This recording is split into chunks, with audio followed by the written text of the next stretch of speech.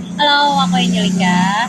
Aku turut prihatin atas kejadian ledakan bom yang ada di SMA 72 Jakarta.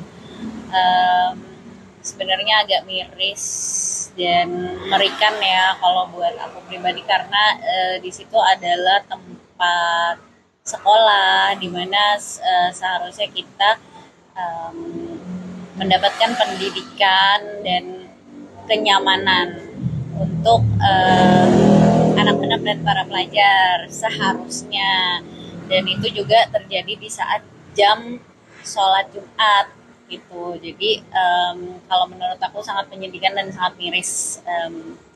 Nah, sebabnya dari mana kan kita juga belum tahu, tapi kalau menurut aku mungkin ya kalau anak sekarang kan sangat bebas dengan internet, di mana internet itu bisa mencakup segalanya, tidak ada batasan, em, yang membuat ya mungkin kalau misalnya menurut aku ya, eh, dia mencari di YouTube misalnya bagaimana cara membuat bom, kan pasti juga apa namanya pasti tersedia di sana untuk caranya gimana, langkah-langkahnya gimana, semuanya tersedia di sana. Kalau enggak, dari mana dia taunya gitu.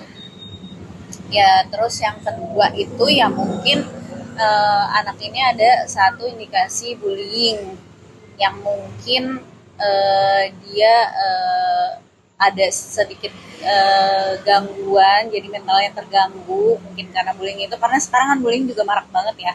Mungkin aja itu bisa kena mentalnya dia sehingga dia punya dendam tersendiri mungkin terhadap sekolah itu, temen-temennya atau apa, kan kita juga nggak tahu ya karena belum juga didalami gitu. Jadi kalau menurut aku sih seperti itu. Trauma nggak sih untuk keluar rumah gitu? Kalau trauma keluar rumah sebenarnya enggak. Cuman ngeri juga ya karena tempatnya itu di Kelapa Gading, di mana satu dekat tempat kerja suami aku, dua dulu dekat bekas sekolahnya anak aku juga gitu. Jadi lingkungan yang deket nih sebenarnya gitu. Tapi kalau untuk trauma enggak, karena kan kita juga kita tetap memantau, waspada gitu. Sebenarnya kejadian di mana aja bisa terjadi. Cuman takutnya yang trauma justru anak-anak itu, anak-anak di saat belajar dan di saat mau beribadah. Itu sih yang ditakutkan. Tapi ya kalau untuk kita ya pasti ketakutan dan waspada itu harus tetap ada.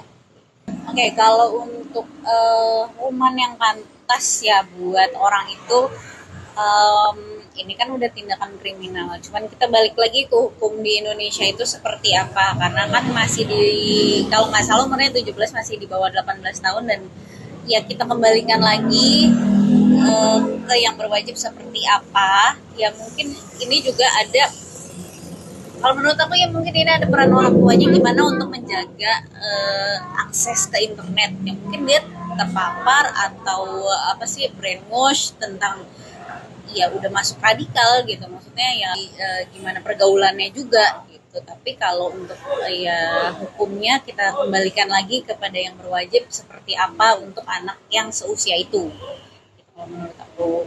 Tapi mudah-mudahan harus ada yang membuat eh, yang lain nggak ikut-ikutan. Jangan mentang-mentang hukumannya nggak berat, di bawah 18 tahun nggak dihukum atau apa, yang lain jadi ikut-ikutan. Nah itu harus dipertimbangkan juga supaya tidak ada kejadian yang seperti ini lagi.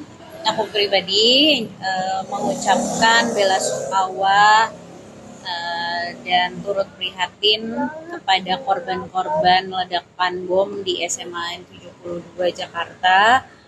Semoga tidak ada lagi kejadian seperti ini, dan semoga yang mengalami luka-luka ataupun yang menjadi korban cepat pulih dan tidak ada trauma di dalam dirinya, tetap semangat untuk belajar dan semangat untuk beribadah juga, jangan pernah takut dan jangan pernah trauma.